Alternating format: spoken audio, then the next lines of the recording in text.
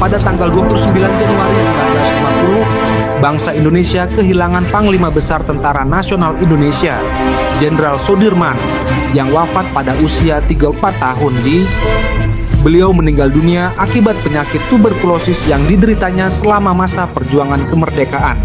Jenderal Soedirman dikenal sebagai pemimpin yang gigih dan menjadi simbol semangat juang rakyat Indonesia dalam mempertahankan kemerdekaan.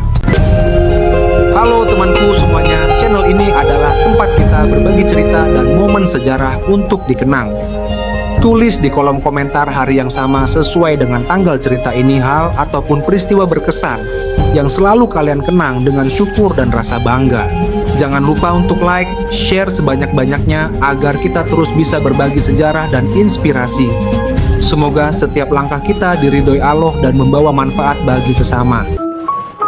Pada tanggal 29 Januari 1950, Indonesia kehilangan salah satu pahlawan nasional yang paling dihormati, yaitu Jenderal Soedirman, Panglima Besar Tentara Nasional Indonesia, TNI. Jenderal Soedirman dikenal sebagai pemimpin yang gigih dan berani dalam memperjuangkan kemerdekaan Indonesia dari penjajahan Belanda. Soedirman lahir pada 24 Januari 1916 di Bantul, Yogyakarta. Selama masa perjuangan, meskipun tubuhnya terganggu oleh penyakit tuberkulosis (TBC), beliau tetap memimpin pasukan Indonesia dalam pertempuran melawan penjajah. Kepemimpinannya sangat dihormati, tidak hanya karena strategi militernya yang brilian, tetapi juga karena semangat juangnya yang pantang menyerah. Pada akhir 1948, Soedirman jatuh sakit dan terpaksa menjalani pengobatan.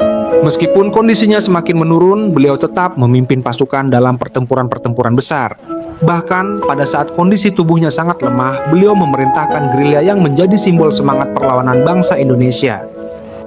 Pada tanggal 29 Januari 1990, Jenderal Soedirman akhirnya meninggal dunia di usia yang masih muda, yaitu 34 tahun.